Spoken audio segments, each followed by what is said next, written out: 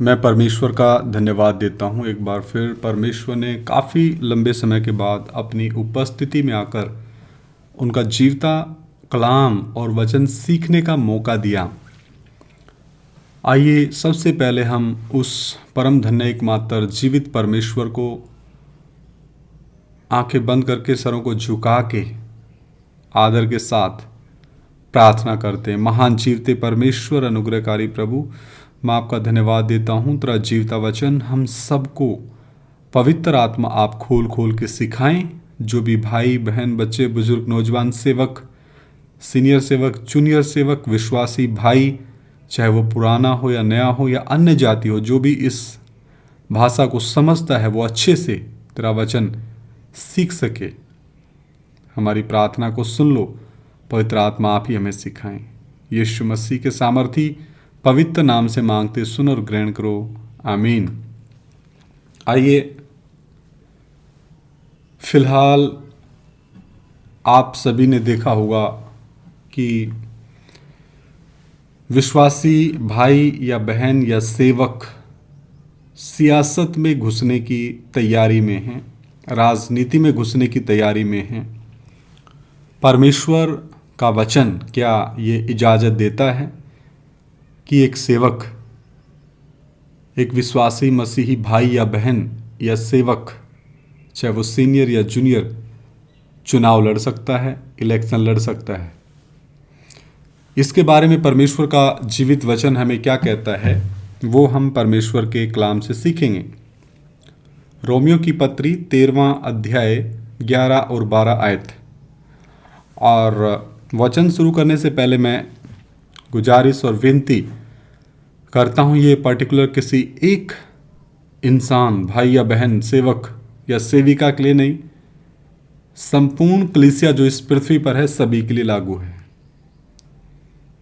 Romeo की पत्री 13वां अध्याय 11 और 12 आयत। समय को पहचान कर ऐसा ही करो। क्या? समय को पहचान कर ऐसा ही करो, इसलिए कि अब तुम्हारे लिए नींद से जाग उठने की घड़ी आ पहुंची है। ये उस समय की बात है जब प्रेरित पौलुस बहुत समय पहले रोमियो की कलीसिया के लिए ये पत्र लिख रहा था, पवित्र आत्मा की प्रेरणा से। उनके लिए कह रहा था कि अब समय को पहचान कर ऐसा ही करो, इसलिए कि अब तुम्हारे लिए, यानी रोमियो की कलीसिया के लिए और वर्तमान में हम सब के लिए, नींद से जाग उठने की घड़ी आ पहुंची है, ना कि इलेक्शन लड़ने की, चुनाव लड़ने की। क्योंकि जिस समय हमने विश्वास किया था उस समय के विचार से अब हमारा उद्धार निकट है। रात बहुत बीत गई है और दिन निकलने पर है, इसलिए हम अंधकार के कामों को त्याग कर ज्योति के हथियार बांध ले। मेरे प्रियो, परमेश्वर का वचन कहता है अंधकार के कामों को त्याग कर। और पहला यूहन्ना 5:19 वचन क्या कहता है? हम जानते हैं कि हम परमेश्वर से हैं। जो परमेश्वर से हैं वो तो इलेक्शन नहीं लड़ेंगे। पहला यूहन्ना 5:19 क्या कहता है? हम जानते हैं कि हम परमेश्वर से हैं और सारा संसार दुष्ट के वश में पड़ा है। अब दुष्ट ने इस संसार को कुछ अंधकार के काम भी दे रखे हैं, और वो खुद है ही अंधकार, वो खुद है ही शैतान, वो खुद है ही झूठ का पिता, भरमाने वाला। इसलिए तो कुलुस्सियों की पत्री 1:13 में क्या लिखा है? परमेश्वर ने हमें अंधकार के राज्य से निकाला। वो भी पढ़ लेते हैं। कुलुस्सियों की पत्री 1 अध्याय और उसकी 13 आयत। उसी ने हमें अंधकार के वश से छुड़ाकर अपने प्रिय पुत्र के राज्य में प्रवेश कराया, चुनाव लड़ने के लिए नहीं, परमेश्वर के गुणों को प्रकट करने के लिए, अंधकार में ज्योति के समान चमकने के लिए। प्रभु यीशु मसीह कहता है मैं जगत की ज्योति हूं। और प्रभु यीशु मसीह ने फिर अपने शागिर्दों को, चेलों को भी कहा तुम भी जगत की ज्योति हो। जाओ अंधकार में ज्योति के गुणों को प्रकट करो। ना कि इलेक्शन लड़ो। वापिस रोमियो की पत्री 13वां अध्याय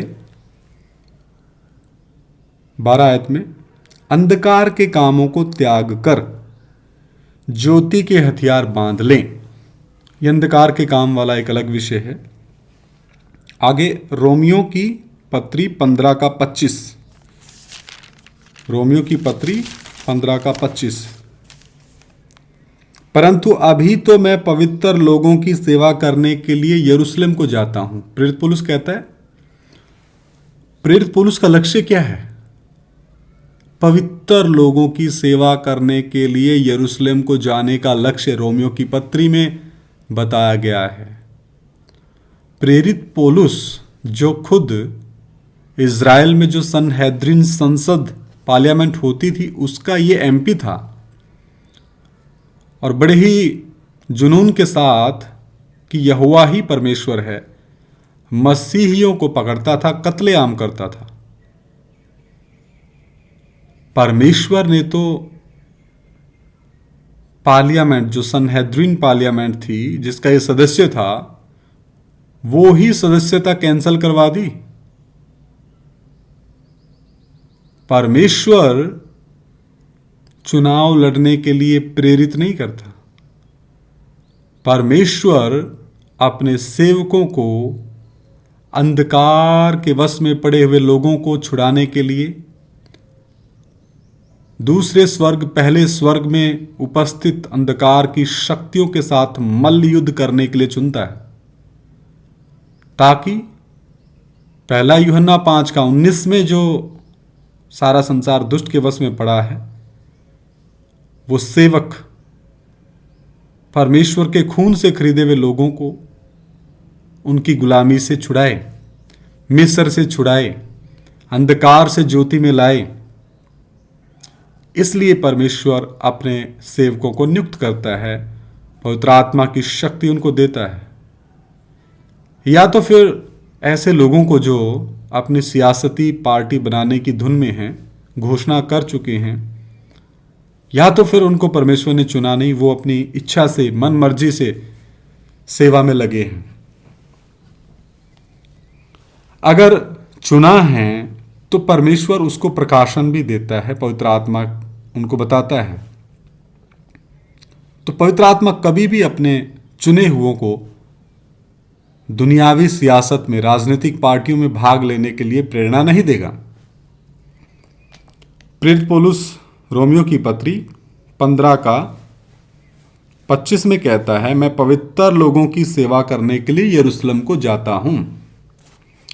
28, 29, 30 भी पढ़ते हैं, इसलिए मैं यह काम पूरा करके और उनको यह चंदा सौंप कर तुम्हारे पास होता हुआ स्पेन को जाऊंगा। मतलब फिर आगे सेवा में जा रहा है। और मैं जानता हूं कि जब मैं तुम्हारे पास आऊंगा तो मसीह की पूरी आशीष के साथ आऊंगा।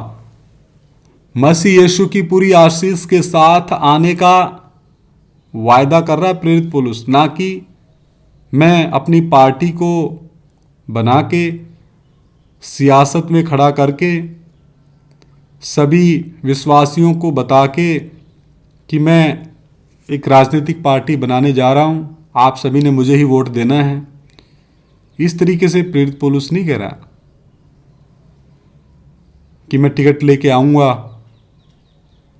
इलेक्शन होगा, आप लोग मुझे नेता बनाओगे। नहीं, क्योंकि प्रभु यीशु मसीह कहता है, मेरा राज्य इस पृथ्वी पर का नहीं है। ऐसे ही परमेश्वर की देह, परमेश्वर के खून से खरीदे हुए लोग, बुलाए हुए और चुने हुए, उनका राज्य इस पृथ्वी का नहीं है। उनका राज्य वही है जो हमारे उद्धार के कर्ता का है। जैसी सोच हमारे उद्धार के कर्ता मसीह यीशु की, वैसे ही सोच उनके द्वारा नियुक्त की गए सेवकों की होनी है। यहां लिखा, मसीह की पूरी आशीष के साथ आऊंगा। 30 आयत भी पढ़ते हैं, हे भाइयों, हमारे प्रभु यीशु मसीह के और पवित्र आत्मा के प्रेम का स्मरण दिलाकर मैं तुमसे विनती करता हूं कि मेरे लिए परमेश्वर से प्रार्थना करने में मेरे साथ मिलकर लोलीन रहो, मतलब मेरे साथ मिलकर लगे रहो प्रार्थना करने में या इलेक्शन का प्रचार करने में या मीडिया पे अपनी पब्लिसिटी चाहने में नहीं। 32 आयत, और मैं परमेश्वर की इच्छा से तुम्हारे पास आनंद के साथ आकर तुम्हारे साथ विश्राम पाऊं। देखो प्रेरित पौलुस की सोच को परमेश्वर ने कैसे बदला, लेकिन आज के नामधारी सेवकों की सोच पहले लोगों की भीड़ को प्रभु यीशु मसीह के नाम में इकट्ठा करना और फिर उस भीड़ को कोई दूसरी दिशा दिखाना। यानी पहले तो प्रभु यीशु मसीह के नाम में कई सालों की मशक्कत मेहनत के बाद अच्छा वोट बैंक तैयार किया, फिर जो काम परमेश्वर ना करने की बोलता है उस काम को करने के लिए उनका अगुवा बनना, ये बहुत ही खतरनाक बात है। उन आत्माओं का लेखा फिर कौन देगा? कितने बुजुर्ग माता पिता भाई बहन बच्चे बुजुर्ग नौजवान अलग अलग धर्मों जाति बिरादरियों से उस ग्रुप में होंगे, उनकी आत्माओं का लेखा स्वर्गीय स्थानों में परमेश्वर के सामने आत्माओं के पिता के सामने कौन देगा? वही देगा जो ये ड्रामे करता है, लेकिन उसकी खुद का लेखा उसे खुद भी देना पड़ेगा। और कहीं ऐसा ना हो कि ऐसी पार्टी बड़े श्वेत सिंहासन के सामने फंसे। बहुत भयानक बात है। रोमियो की पत्री 16 का 17-18 भी पढ़ते हैं।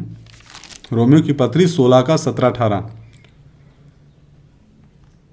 अब हे भाइयों मैं तुमसे विनती करता हूं कि जो लोग उस शिक्षा के विपरीत जो तुमने पाई है फूट डालने और ठोकर खिलाने का कारण होते हैं, उन्हें ताड़ लिया करो और उनसे दूर रहो।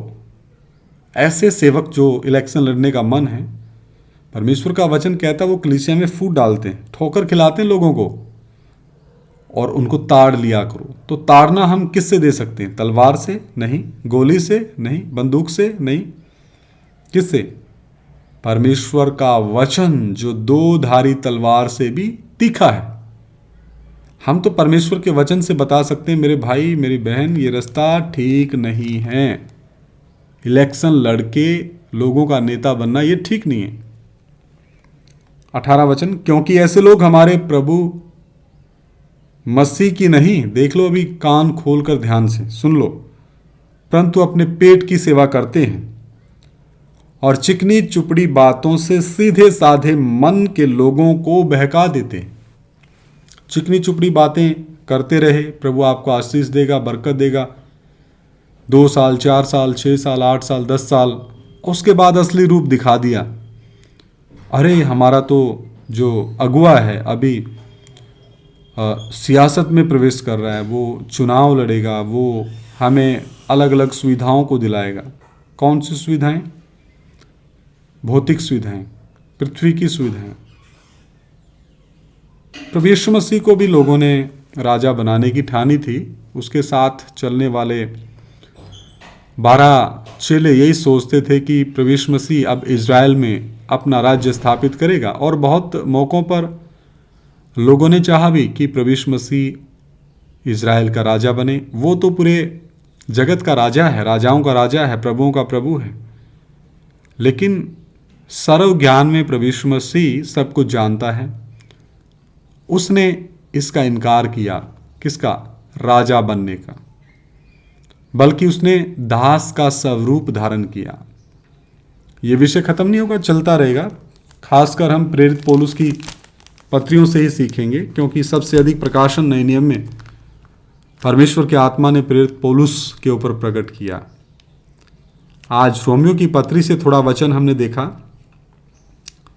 आगे 1 कुरिन्थिया 2 कुरिन्थिया, इस तरीके से सभी पत्रियों से हम देखेंगे।